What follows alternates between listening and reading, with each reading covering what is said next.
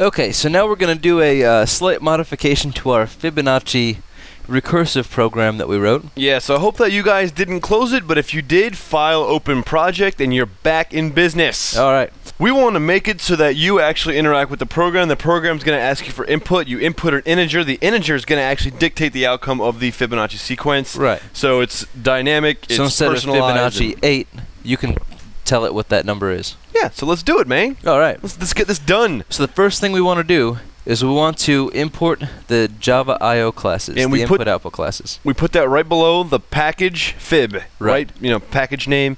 So we're going to do import. And this is going to be what is that again? Java.io.asterisk, so all subclasses, semicolon. Okay, so now we got that imported. Let's make another function which is going to be like our buffered reader. And we're going to put this, we have this public main function. This new little thing that we're going to add, which I think we're just declaring a static variable, so to speak. This is going to be declared between main and static main.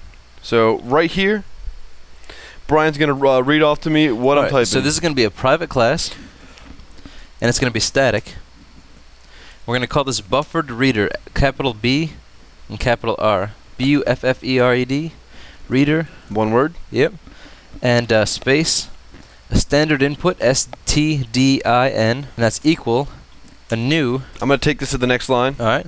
A new instance of buffered reader, capital B, capital R, and then in parentheses, we're going to make a new instance within that. Input stream reader, all capital first letters of a function.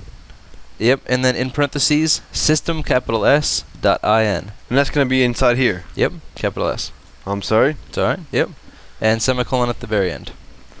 All right. So those of you that are working with more space will be able to write this on one line. I just broke it up for readability purposes for this tutorial. And just real quick, Bri, do we have a line number option? All right. So to show the line numbers, we're gonna right-click on that left bar. This? Right, and show line numbers. Aha. That way, instead of like referring to this spot right here, we could actually refer to a line number. Right. Now the new chain is going to happen inside the main function. Right.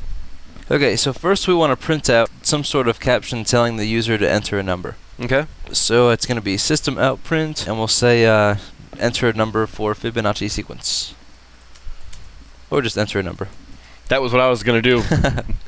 Alright, so on the next line, let's do a string, a type string. Capital S in Java. And let's call this input.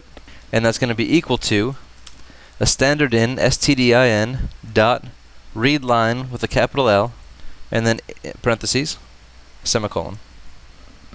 Okay. Okay.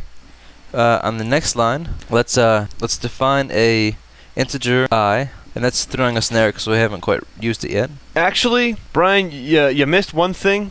You missed on the yes, I'm sorry. public. I'm going to take this down. This is just the static main function. The reason that this has an error is because there's actually one other thing that we have to add to this line in order to get user input. Right. And that is the exception, right? Right. So we want to throw, this actually throws plural, IO exception, capital IOE.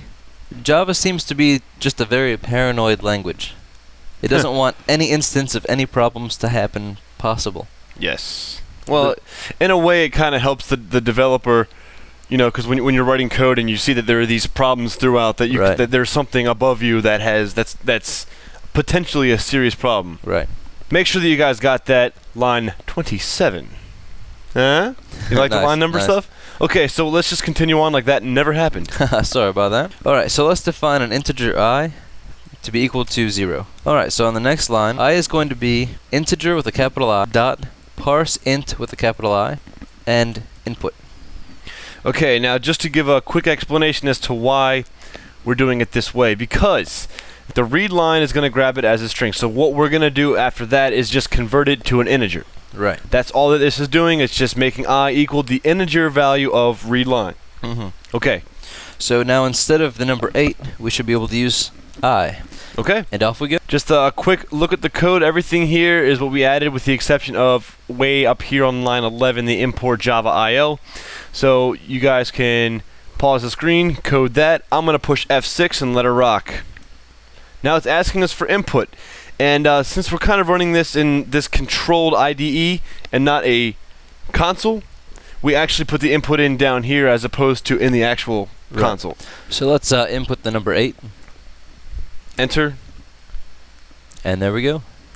Yeah, except for it didn't actually prompt us for enter a number. Right, if you were actually building this program and running it as an actual program and not inside of this IDE, you would have been prompted beforehand. Okay, so is there anything you want to add to this? No? Okay.